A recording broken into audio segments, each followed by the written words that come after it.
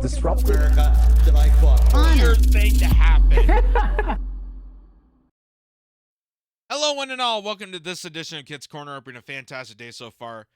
So Tucker Carlson, the renowned journalist that kicked off of Fox News for telling the truth, went on to Twitter X to host his own program, did the most dastardly thing, far beyond going to Canada and speaking at a hockey arena, filling a stadium of pissed off Canadians. Even more worse than that, he went to Moscow to interview Putin, because in the height of the Ukraine war and the situation that we're in, the most heinous thing you could do is interview the other side. Now, personally, I would like to hear the other side when it comes to conflict, because when it comes to any conflict resolution, it's always, in proportion. It's always the principle that we hear both sides of the argument. When you hear court cases or trials, you always have the plaintiff story and the defendant's story. And then you find out which one is the more accurate one through what they're saying. But when it comes to war, especially manufactured war that has been censored across the globe, we don't hear both sides. We don't hear the whole story because they don't want us to be knowledgeable about these wars. If we were knowledgeable about these wars, we might be able to prevent them. We might be preventing escalation from happening, which is not beneficial to the military-industrial complex. And that's why Tucker Carlson got kicked off Fox News. Other things, went on to do his own reporting, and has become even more successful than any time he's ever been on a cable outlet ever since. So here's him announcing his trip to Moscow here. And it's amazing that already CNN, MSNBC, Fox News, all the mainstream outlets, even here in Canada, are pouncing on this, because a journalist going to another country to interview a particular leader is the most dastardly thing imaginable. Even though every big news outlet, I'm pretty sure, has had a chance to interview Zelensky.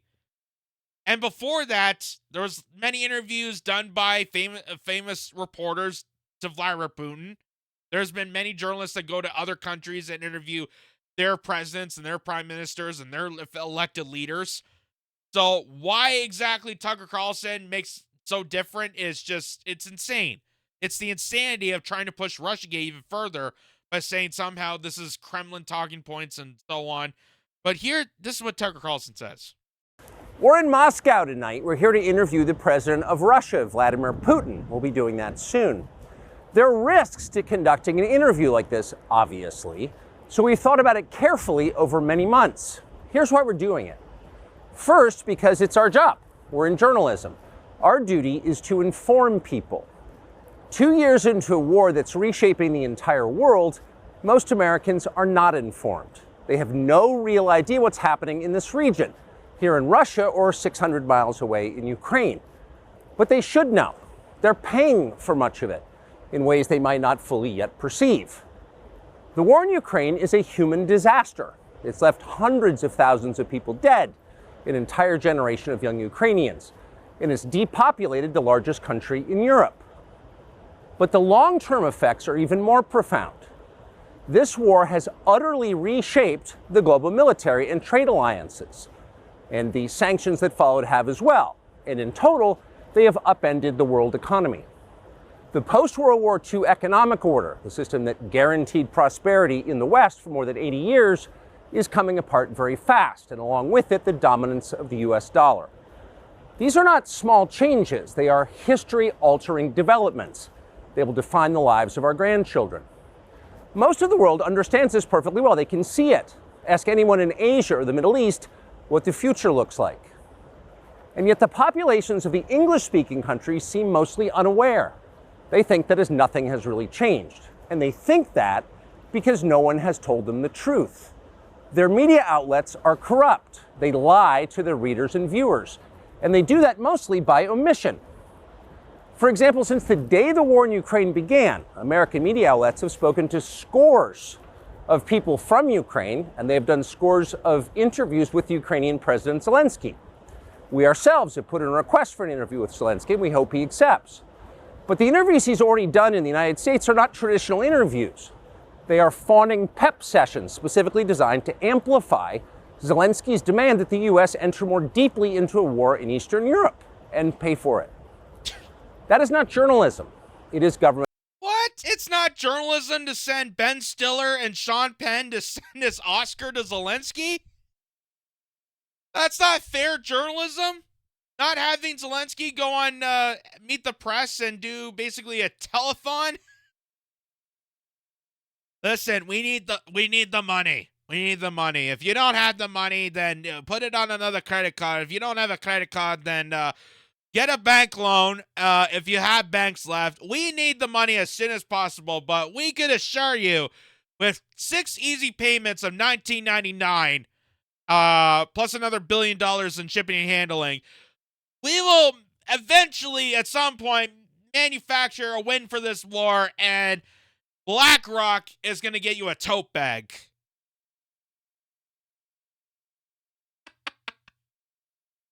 Like, it's amazing the people that they call journalists, so-called journalists, what they're capable of doing and what they are doing. And then the people like Tucker Carlson or Aaron Mate or Max Blumenthal or even myself, I'm not crediting myself as journalist, but in this case, I feel like I'm more of a journalist just doing, this podcast than people that make $30,000 an hour. People that went to journalism school have less credibility than pretty much I do at this point. Because I'm just paying attention, I'm being aware, I'm doing my own research, I'm evaluating, I'm applying things, I'm investigating. I actually have the admission to actually tell you the truth and actually find the truth for you. There's actually initiative there. Propaganda of the ugliest kind, the kind that kills people. At the same time, our politicians and media outlets have been doing this, promoting a foreign leader like he's a new consumer brand. Not a single Western journalist has bothered to interview the president of the other country involved in this conflict, Vladimir Putin. Most Americans have no idea why Putin invaded Ukraine or what his goals are now. They've never heard his voice. That's wrong. Americans have a right to know all they can about a war they're implicated in. Exactly. And we have the right to tell them about it because we are Americans too. Freedom of speech is our birthright. It just reminds me too that he brings that up. It just reminds me when Tulsi Gabbard used to be in politics. Tulsi Gabbard made a special trip to go to Syria to speak with Bashar al-Assad, who was the leader of Syria, after the U.S. media orchestrated that supposedly Syria gassed its own people. That's what they claimed, but it was proven false. They did multiple investigations. They proved it was a complete false. It was a false flag attack. It was us to get into Syria, and as Donald Trump even said, it's us to protect the oil interests in Syria. We're there for the oil. It's all about the oil. Tulsi Gabbard went into Syria to speak with Bashar al-Assad to get his perspective of things, because more context you have on a war, the more you're able to analyze it and find out the outcome of this war, how this all started, and trying to find a diplomatic solution to resolve it. You know what they did to Tulsi Gabbard? They vilified her. They said she was a traitor. They said it was a treasonous move that she went to another country to interview the leader to get more context about this war. It's apparently treasonous to get information on a war that we're paying for. That it just goes to show you. It goes to show you the global regime, the global war machine, how it's just vilified people. That if you can't even acknowledge, you can't even mention the history of Ukraine that led up to Russia invading its territory. You can't even mention any of that, because then you're considered an asset of Russia. You're considered one side or the other. It's like the 20 plus years of the war on terror. I've heard it since childhood. You're on our side or the terrorist side. And we're still hearing it now with Israel and Palestine. Well, if you're defending Palestinians' rights, then obviously you're an anti-Semite. You're anti-Jewish. But you don't get to hear any of the perspectives. You don't get to hear the context of the story. That's right. We were born with the right to say what we believe. That right cannot be taken away no matter who is in the White House. But they're trying anyway. Almost 3 years ago, the Biden administration illegally spied on our text messages and then leaked the contents to their servants in the news media. They did this in order to stop a Putin interview that we were planning. Last month, we're pretty certain they did exactly the same thing once again. But this time, we came to Moscow anyway. We are not here because we love Vladimir Putin. We are here because we love the United States, and we want it to remain prosperous and free. We paid for this trip ourselves. We took no money from any government or group. Nor are we charging people to see the interview. It is not behind a paywall. Anyone can watch the entire thing, shot live to tape and unedited, on our website, tuckercarlson.com. Elon Musk, to his great credit, has promised not to suppress or block this interview once we post it on his platform, X, and we're grateful for that. Western governments, by contrast, will certainly do their best to censor this video on other less principled platforms because that's what they do. They are afraid of information they can't control. But you have no reason to be afraid of it. We are not encouraging you to agree with what Putin may say in this interview, but we are urging you to watch it. You should know as much as you can. And then, like a free citizen and not a slave, you can decide for yourself. Thanks. That rat bastard. How dare he's platforming Vladimir Putin. I mean, I don't want more information because then I have to take the time to acknowledge Vladimir Putin and what Zelensky is saying and what the Western media is saying. Then I have to think real hard.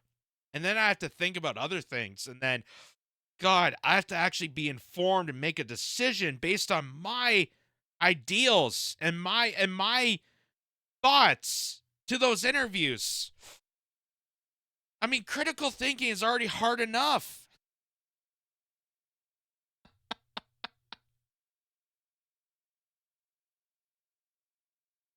It's just hard to believe that, like Tucker Carlson just making the most common sense plea to saying that we're here in Moscow to interview Vladimir Putin for the sake of informing people of what Vladimir Putin has to say. Not to peddle anything, not to be pro-Russian. Again, I'm pretty sure Tucker Carlson is not on any side of this. Just like I am. Just like most people are. They're not picking a side with any of this. They just want this to end because we're spending trillions of dollars, not just billions, but trillions of dollars, waging warfare on an unwinnable war. That they know that they're losing. They know that this is a catastrophe. This is a humanitarian disaster. And we're still aiding money towards. Because they want control of the territory. They want to stymie it against the Russian economy, and they know that they can't. They know that it's failing. Russia and other countries that have joined the BRICS movement have, quashed against the Western imperial U.S. dollar, and it's caused devastation to our economy. So it is just absolutely dangerous and catastrophic on all fronts. But it's, but now they're saying that this is the most catastrophic thing, that Tucker Carlson's in Moscow. So much so that they have to put sanctions on him. I kid you not. I kid you not. This is from Newsweek. Exclusive: Tucker Carlson could face sanctions over Putin interview. I didn't even think sanctions on a person is possible. I didn't even think that was a thing. I've heard of sanctioning countries, sanctioning their economics. I understand that, but like targeting people for the simple act of journalism, and how people like Rachel Maddow and Chris Hayes and Lawrence O'Donnell and Anderson Cooper and all these fictitious journalists can sit there and watch Tucker Carlson get sanctions for doing journalism. Like, do they realize it's a threat to their industry? They've been silent about Julian Assange. They know that's a threat to their industry, but they're silent on purpose because they're not actual journalists. They're just stenographers for the establishment.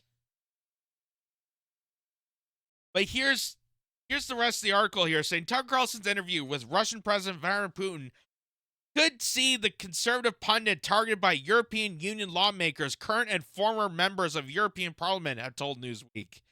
Carlson visited Russia this week and on Tuesday revealed he would soon be releasing an interview with Russian leader. Carlson's work in Russia could see the former Fox News host in hot water with the EU, Guy Verhofstadt, sure, a former Belgian prime minister and current member of the European Parliament, told Newsweek.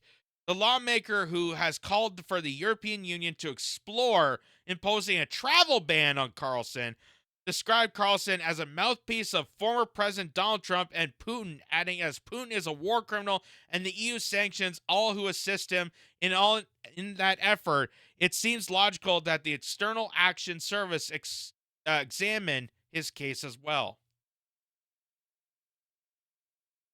And again, Vladimir Putin is a war criminal compared to the United States, which is continuing war crimes, has done war crimes for decades. That doesn't get mentioned.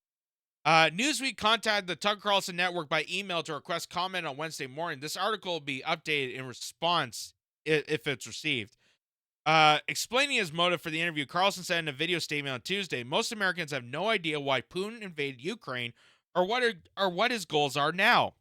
We are not here because we love Vladimir Putin. We are not encouraging you to agree with him that what Putin might say in this interview, but we are urging you to watch it. You should know as much as you can. The European Union's External Action Service is the bloc's diplomatic arm responsible for foreign policy. For an individual to be added to the EU sanction list, evidence must be presented to the EAS for review. If deemed sufficient, the EAS could then present the case to the European Council, the body made up of European Union national leaders, which takes the final decision on whether to impose sanctions. As such, any hypothetical sanctions for Carlson may be some way off, even if the move has sufficient support among European lawmakers and the heads of state. Luis Garciano, a former member of the European Parliament, told Newsweek he agreed with Verhofstadt's stance. He is no longer a newsman, but a propagandist for the most heinous regime on European soil and the one of the most dangerous to our peace and security. Tucker Carlson doing journalism is a threat to peace and security. I just want to acknowledge that. They're saying that information is deadly for peace and security. It's a threat to our peace and stability to be informed about this war.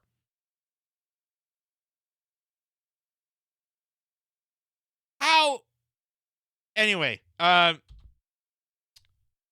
let's finish off the rest of the article here. It says the content of Carlson's interview with Putin is not yet clear, but given the pundit's longtime defense of aspects of Russian policy, critics expect it to be sympathetic to Moscow. First of all, it should be remembered that Putin is not just a president of an aggressor country, but he is wanted by the International Criminal Court and accused of genocide and war crimes. And again, if you imagine if the United States actually were part of this international court system, and we know the United States will never take part of it for obvious reasons, they would be the biggest war criminal on the face of the earth. They are the terrorist regime that we should be most afraid of, is the United States. It's NATO. It's its allies. We are the ones causing havoc.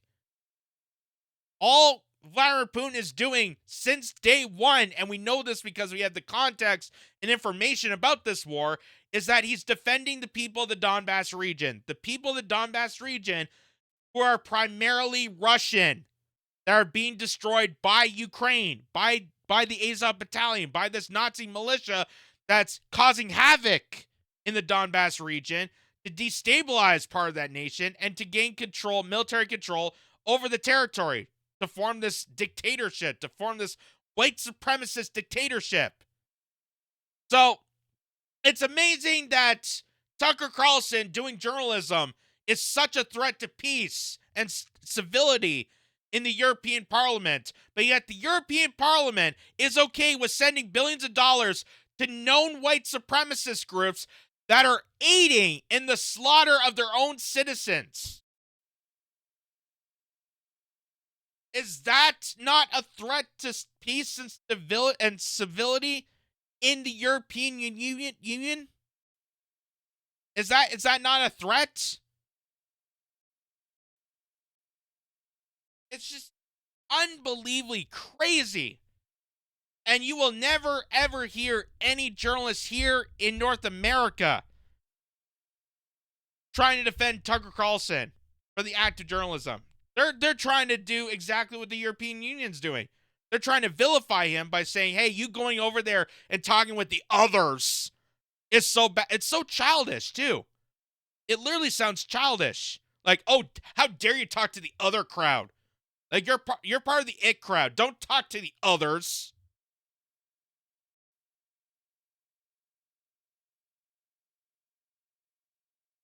It is just baffling. It's baffling. And mainstream journalists should be taking note of this, because if governments are actually trying to put sanctions and travel bans on journalists for the simple act of informing their audience about significant warfare or significant history making, as Tucker Carlson even said, like, this is beyond just a simple war. This is altering history. This is altering our shape and form of the world and society and culture as a whole. This is important. So we need to have that information available to people so that people are aware of that information and they can make an informed decision. It's the exact same argument that I've said about COVID. I don't care if you get the shot or not.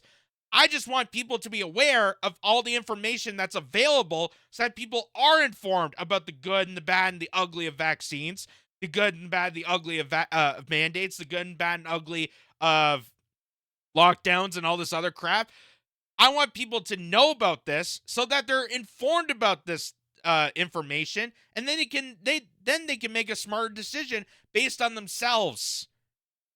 Because that is what we need to do. Censorship is the truest evil when it comes to being against humanity. Censorship is the truest evil war that humanity has always fought against. Because if you don't have an informed populace, then we are getting squashed. We are getting ruled over. We're getting steamrolled.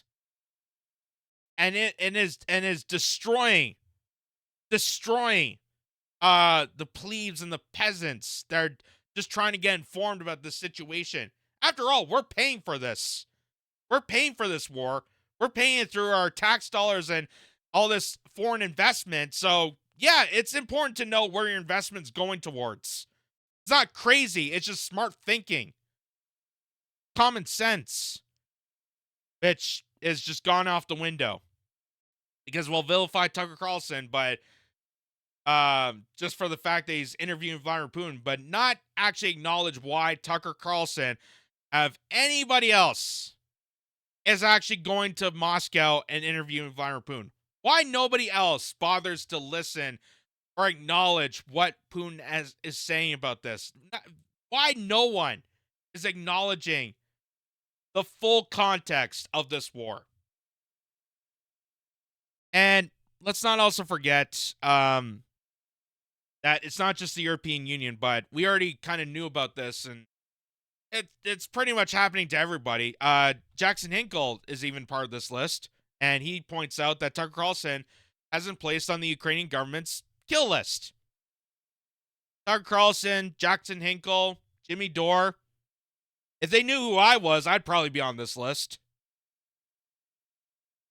Just on the fact that we are going against the establishment and providing context to this war so we can have a diplomatic solution to resolving this war, which would be beneficial for everybody. But when you're ruled by psychopaths, when you're ruled by bloodthirsty, warmongering mafia buffoons that don't know damn about anything that goes on in the world, and they're just complete narcissists to themselves, they will put anybody They will go after anybody and push anybody down. As Chuck Schumer said to the president of the United States, they have 9 ways Sunday to take anybody down. Because they just don't want people to be informed, they don't want people to be educated, and they don't want people to be smart enough to figure out how they're getting screwed over and why these wars continue to exist. We've been doing this for 20 plus years. You think, enough is enough? Maybe we learned our lesson that trying to fight the war on terror, that we're creating this terror and then fighting the creations that we've created. Maybe this has gone far enough. Because the biggest war that we're fighting right now, the biggest psychological and ideological war that we are fighting still to this day, and it's been fought for generations, is us versus the establishment. And they're trying to use the tool of censorship as their greatest weapon.